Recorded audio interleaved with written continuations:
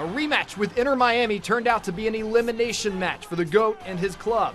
The Orange and Blue have one piece of hardware, but the trophy hunt continues. Now the run for the cup begins. Cincinnati, here we go. Hey, good evening, everyone. Welcome into FC Cincinnati Weekly alongside Tommy G, Tom Galerder. I'm Caleb No. A little weird having all this time before the playoffs. Wonderful. Little weird. Little wonderful. A lot wonderful. Yeah, nothing to play for FC Cincinnati necessarily. I mean, it's just to get ready for the playoffs, and you have a lead-in game to the playoffs still to go, but that's a good problem to have. No, it is. And look, there's rest right now going into this weekend with the international break and no game. And then there's one last game, Decision Day. That's usually when people are playing for seeding. They're playing to get in. That'll certainly be the case in the Eastern Conference. But for FC Cincinnati, Pat Noonan's been pretty clear. And he told me in the pregame going into the Miami game, I said, what do you want from these last two games? And he said, point blank, 2 wins. I want 2 wins. And he wants his team to be sharp. So I would imagine that next week he's going to play his regulars and get them minutes because of this layoff to make sure they're sharp for their first playoff game because about a week later. It's fair to think you don't want a team that's kind of sleepwalking its way into the playoffs. Not. You want to be sharp. There was a game this past Saturday which didn't impact FC Cincinnati's playoff positioning, but it very well could have impacted what the first round looks like for FC Cincinnati. A game against Inter Miami. The big question going into it, would Lionel Messi play after missing 4 games? He didn't get the start.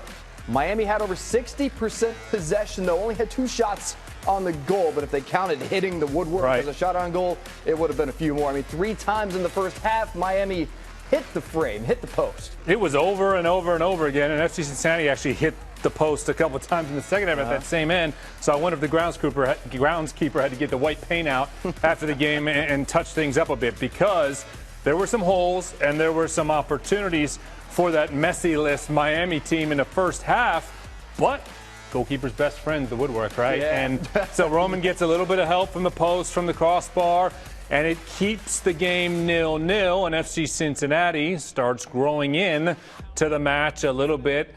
Look at this ball right here, though, working in the attack. Brandon Vasquez just picks it out of the air, got it over to the right. Sergio Santos wasn't able to find the goal. Drake Callender, to his credit, a very good goalkeeper who seems to be getting better and better as the season goes along. He made some highlight reel saves, especially in the second half, but this one kept it scoreless on Sergio Santos. And then the moment that the capacity crowd, 21,000, were waiting for, Messi checked in. Yeah, he checks into the game, 55th minute here, and it's still a scoreless game at that point.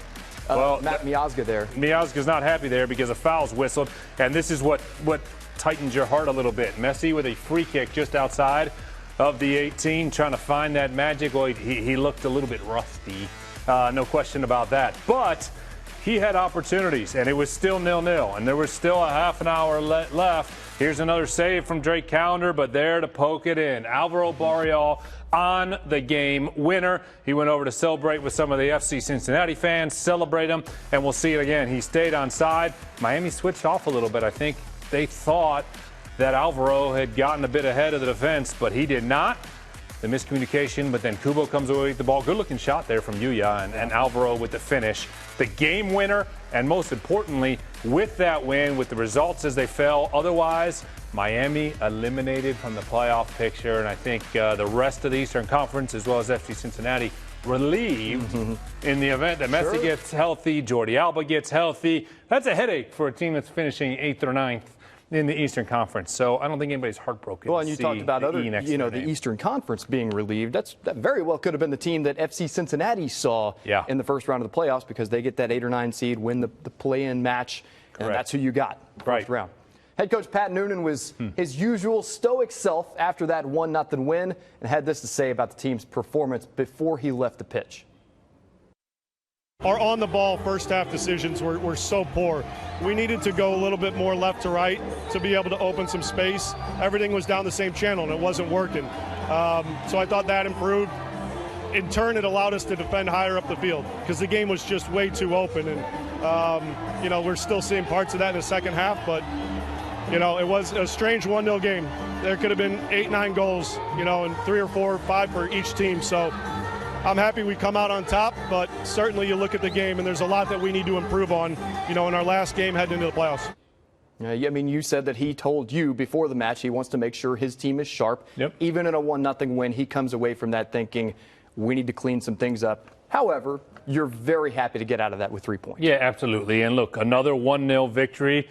And that's kind of how things were at the beginning of the year. I talked to Jeff Lorenowitz about it on the postgame show. When FC Cincinnati was really rolling early, there were a lot of 1-0 wins on the schedule. And there's no shame in that because you're getting a clean sheet and you're doing enough to win. Nobody's going to take anything away from FC Cincinnati at the end of the year if all their wins are 1-0 in the playoffs. Your heart might hurt a little bit, and it's not going to be as easy to get through those that month and a half of the playoffs. But look, 1-0 is not the end of the world. A good job defensively by FC Cincinnati on the night. And look, some things to work on. And they have time to work on those things. They have a healthy team. They got a couple guys out on international break who will be back for that decision day game. And then you push forward and you're ready for the playoffs. Yeah, some time to work on things, not just because the last game is inconsequential, but the MLS is in a break before the playoffs. Let's take a look at the power rankings and who might be the biggest challenge to the orange and blue for the MLS Cup. There's been so much talk about Miami right over the last few weeks. But how about the other team in Florida? Orlando in great form. And you know what they have that the others on the list don't have?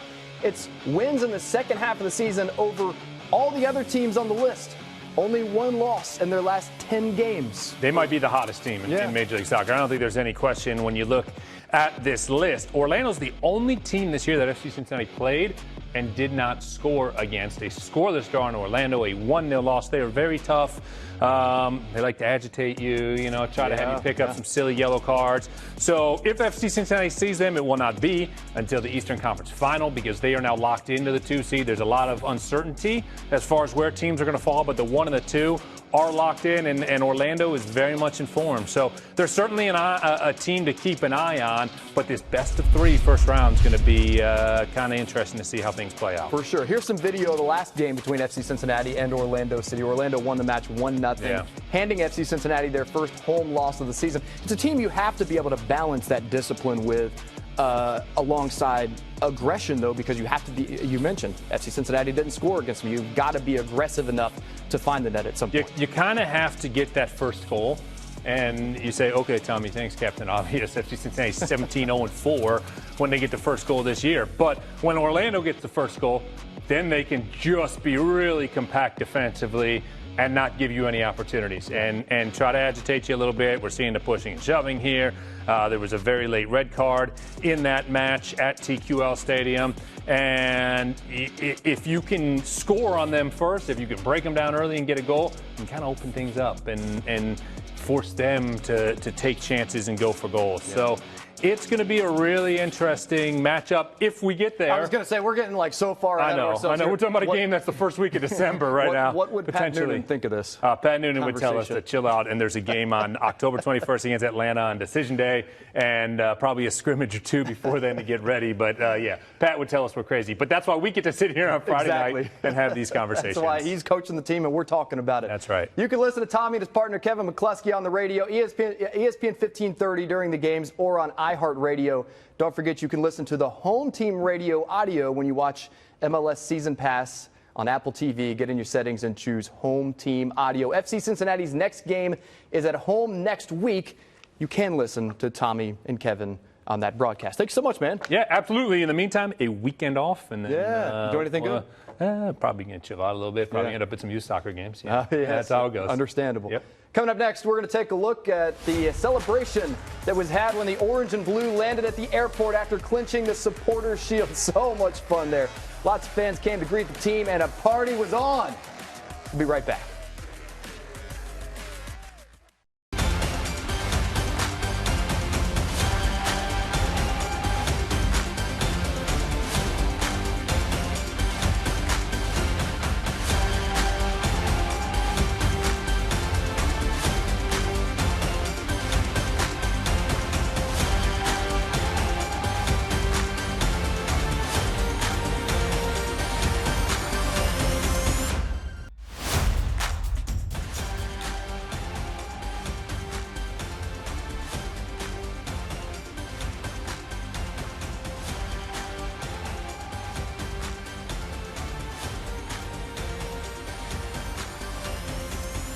Hey, welcome back, everyone, to FC Cincinnati Weekly. You know, last week we saw some footage of the team celebrating with some fans at the airport when they landed after clinching the Supporters' Shield. We wanted to show you an extended look at the fun that was had early in the morning a couple weeks ago. Here you go.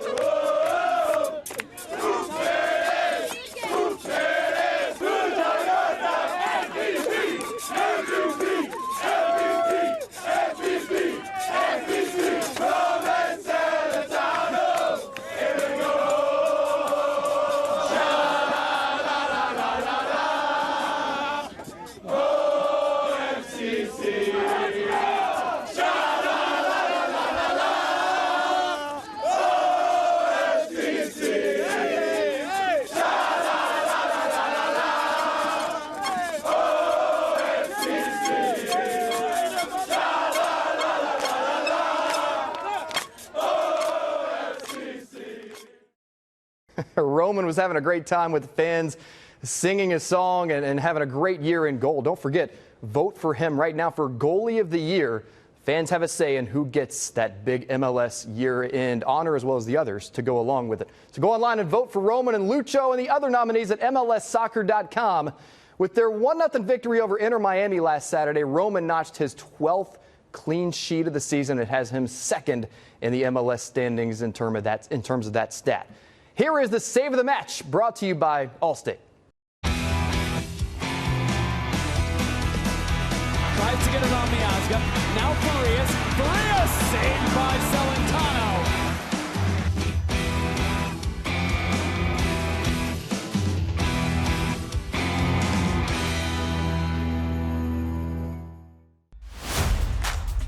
Well, up next, we'll go back to the training room at the Mercy Health Training Facility and talk with the support staff for the second team, FC Cincinnati 2. FC Cincinnati Weekly. We'll be right back after the break. Hi, I'm Roman Celentano. I'm Joey Epinonu. And we're doing Beat the Clock, presented by Mercy Health. Watermelon, strawberries, blueberries, blackberries, grapes, cantaloupe, mango.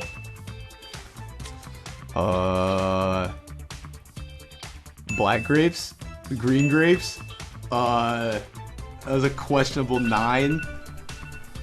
Questionable 9. She may throw me off. She was playing some tunes in there. So now my head's scrambled eggs. Mango, watermelon, papaya, passion fruit, pineapple, dragon fruit, kiwis, golden kiwis, grapes, blueberries, apples, bananas, strawberry. Yeah, for bananas, and apples. Thanks for watching the Beat the Clock Challenge presented by Mercy Health. See you guys. Shout out green grapes.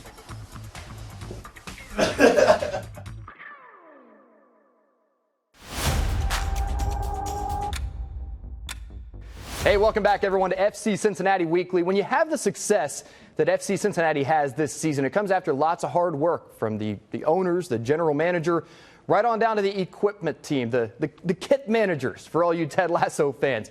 But even past that, down to the second team and the academy and their support staff, they got to be top notch, just like the first team. Here is Training to Win, presented by Mercy Health.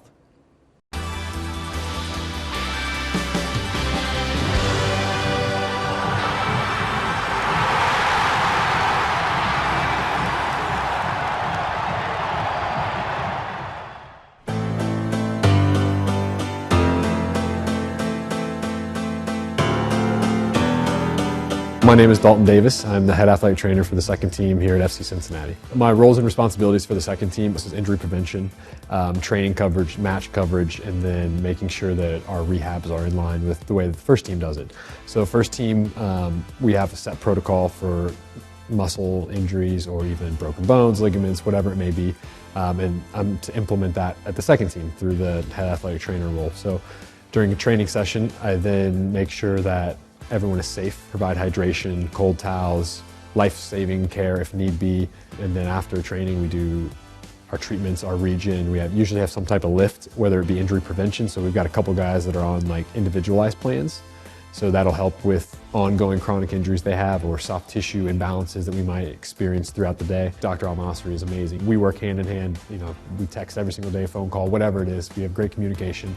I think being able to have that relationship with him has really helped our athletes because I can ask questions to him that pertain to them versus not being able to reach our physician or not being able to change protocols or plans on a dime. My name is Mahmoud Al-Masri. I'm an orthopedic surgeon and sports medicine and hip preservation specialist with Mercy Health. I am also a physician for FC Cincinnati.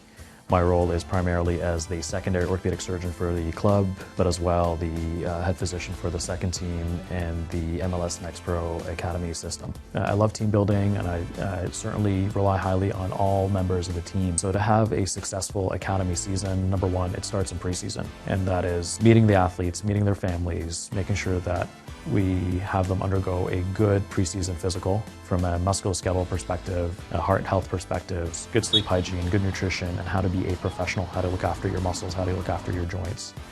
Dedication, professionalism, showing up on time. Our average age for the second team is anywhere from 17 to 23, like in that gap. And that's when you're gonna become a professional. I think it's a great setup because there are other teams that don't have the exact setup that we have where we're in the same building. Obviously, the goal is the first team. It's an incredible academy system at FC Cincinnati. It is a very positive, nurturing, professional environment where they are learning a lot of things. Of course, they are owning their skills with respect to being a professional soccer player, but from a medicine perspective, this is where they're learning the capabilities of their growing body. Where I'm involved as a physician and with our trainers is really kind of picking up on injuries early and being proactive about treating them. Rarely surgically, but a lot of it is education, dictating return to play, first really reaching the right diagnosis and then showing them the right movement patterns or injury prevention patterns for the future. Our academy players could be as young as under 13 to 17, 18, and so it's not uncommon for a growing immature athlete from a bone perspective to have a growth plate injury before they actually tear a ligament.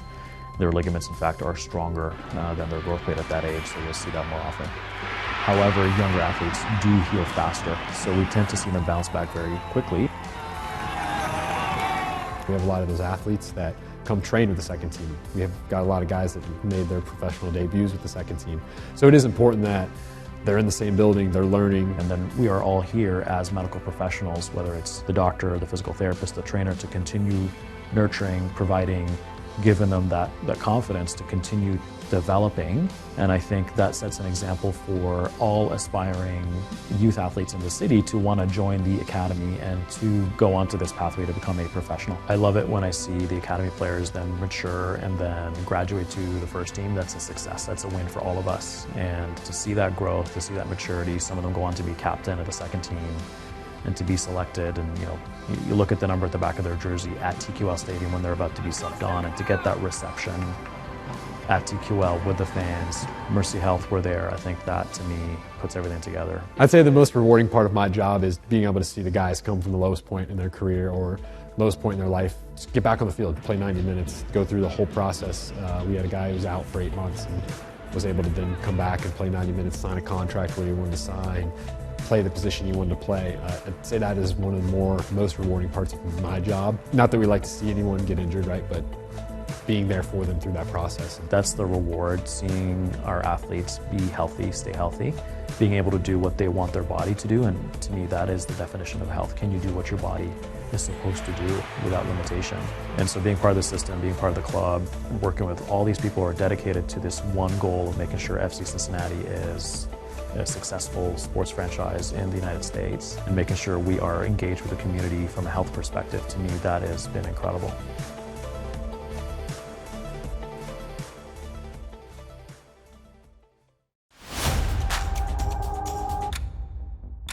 Well, if you don't have an official FC Cincinnati kit to wear to the playoffs, you're in luck. Check out the new FC Cincinnati team store in the heart of OTR. The new store located at 1433 Vine Street, and it'll now serve as the team's primary team store on non-match days. Parking? No problem. There's a lot right across the street. Come check out the newest FC Cincinnati merchandise at our new home in OTR. For hours and more details, go to fccincinnati.com. FC Cincinnati Weekly. We'll be right back.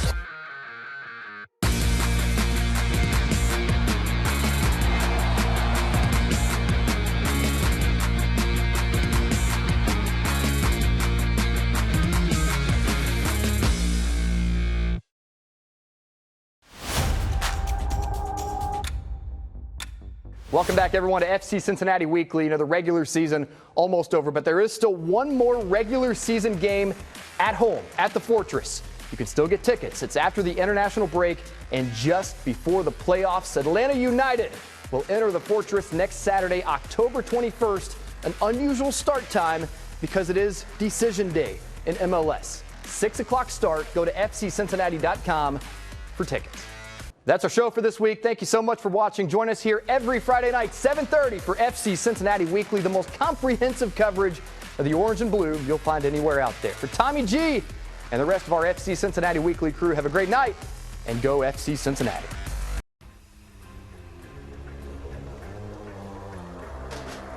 Underway into Miami at FC Cincinnati in a must-win match. Santos in the middle. Santos will be in. Big save, Drake Connor. To get around Miazga. Now Farias. Farias saved by Selleck.